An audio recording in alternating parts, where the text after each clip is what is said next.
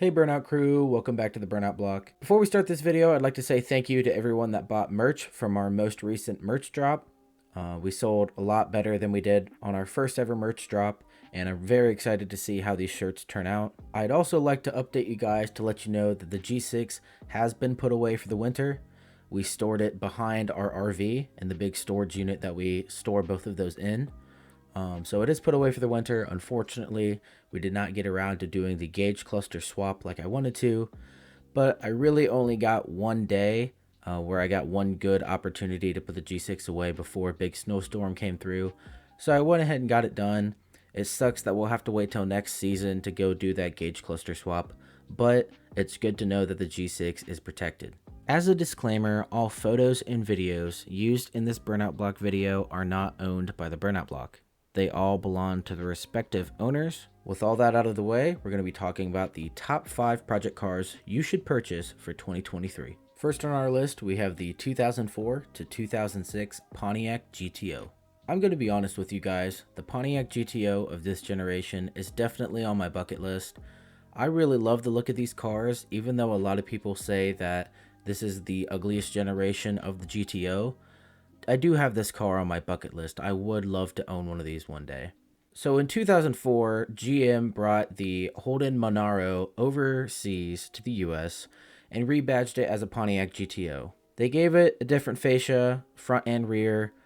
They put the 5.7 liter LS2 from the Corvette under the hood, and it didn't sell very well. 2004 model year had a single exit exhaust, pretty boring styling, and overall was just not the best looking car. Realizing this in 2005, GM remodeled the car with a different front and rear fascia, added a dual exit exhaust, as well as swapping the 5.7 liter LS1 for a 6 liter LS2. That means from 04 to 05, they bumped up the power from 350 horsepower to 400 horsepower, as well as also bumping torque from 365 to 400. Between 05 and 06, even with its new restyled body, the GTO still did not sell very well, because when compared to the Corvette just had a very ahead of its time styling. That's also why the Corvette of that generation ran for a lot longer. When you look at the GTO and when you look at the Corvette of the same year, you would think they were about 5 years apart.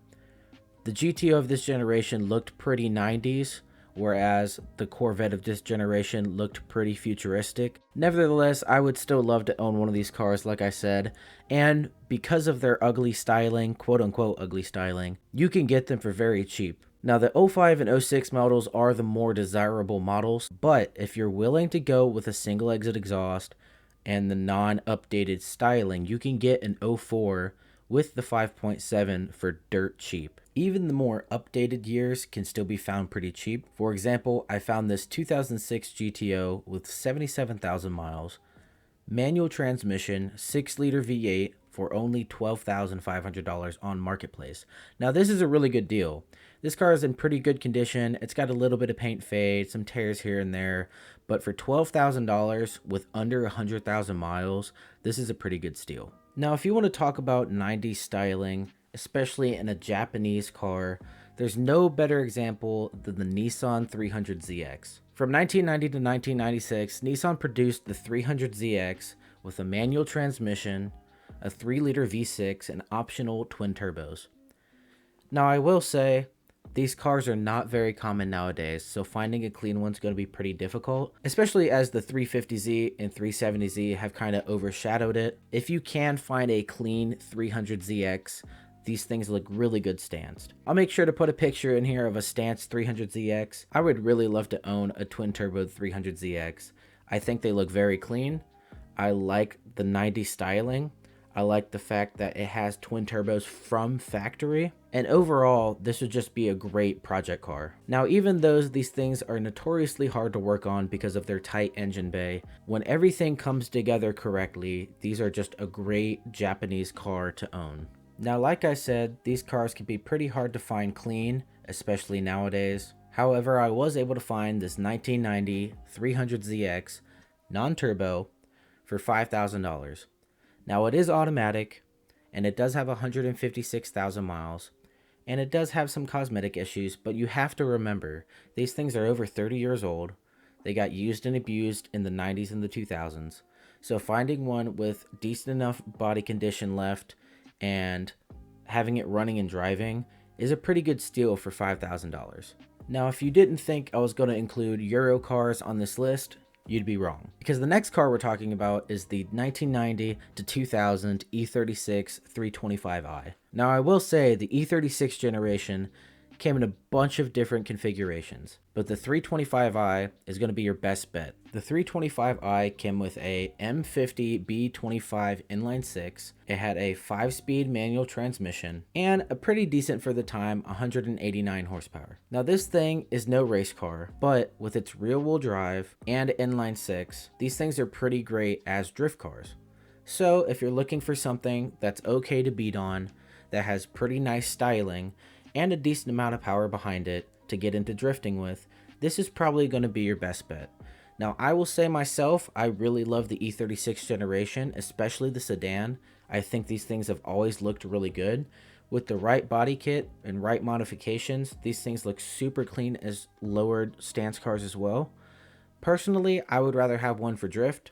I think that drift E36s are super sweet, especially when they do engine swaps on them. We saw one at Killcare a couple months ago that was a coupe, but it had an LS swap under it with a turbo, and it was very clean. So definitely consider the E36 325i coupe or sedan if you're looking to get into drifting. Now, just like the 300ZX, these older 90s cars are getting harder and harder to find in clean running condition. However, I found this 1992 325i sedan pretty well modified on Marketplace for under $7,000. Even though it had 143 on the clock, it still had all original interior, a body kit, some nice wheels, and honestly, it looks pretty clean for a drift car already. Now, no project car list is done without mentioning the Honda Civic. Specifically, we're going to talk about the 6th gen Honda Civic, which ran from 1996 to 2000. Now these things, again, came in a bunch of different configurations, just like the E36, with various engine sizes and horsepower and body styles, but I'd like to talk mainly about the sedan and the coupe. No matter what trim level you get of those body styles, they seem to just work perfect. Even though the different engines varied from 106 horsepower all the way up to 160 horsepower, depending on what trim you got, for some reason these cars, especially this generation Civic, have always been the go-to for tuning. Now I will say, these cars will always remind me of Fast and Furious and that era of the tuning scene. To this day, the 6th generation Civic is probably the most popular generation there has been.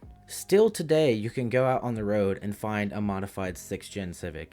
They're everywhere. People just love these cars. One of our best friends, Aaron, has a 2000 6th gen Civic, and he loves it. For some reason, the 6th gen in particular have always been very popular. They've always been able to be modified to be whatever kind of Civic you want them to be, and they're dirt cheap. If you do enough digging, you can find some pretty clean ones.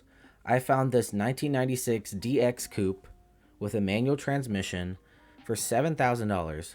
Now don't be so shocked because this is also heavily modified. It has an H22 swap, all the panels match, the interior is super clean, the engine bay is super clean, and overall this is going to be a great project car for whoever picks it up. The final car on this list is one that is near and dear to my heart, and that is the 1995 to 1999 Mitsubishi Eclipse. A lot of people remember the 2nd generation Eclipse for being the first car that Brian O'Connor ever drove in the Fast and Furious series. And I gotta be honest, that car itself is one of my dream cars. The green Fast and Furious Eclipse is definitely in my top 3 of dream cars I could ever own. These cars, even though they're small, have this awesome 90s bubbly styling that you just can't find on any other car. Though these cars are basically glorified Dodge Neons, at least the RS and GS models like I had, they can still be very fun to drive. Now I will say, getting a GST or GSX trim level,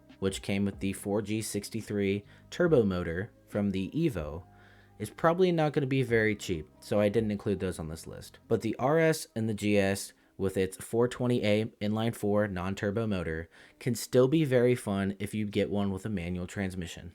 This is the car I learned to drive manual on.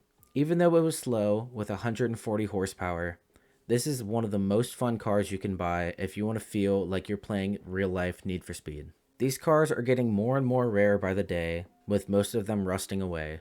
But I have to be honest, if I could own a GST, a GSX, and a replica of the green Fast and Furious car, I would so.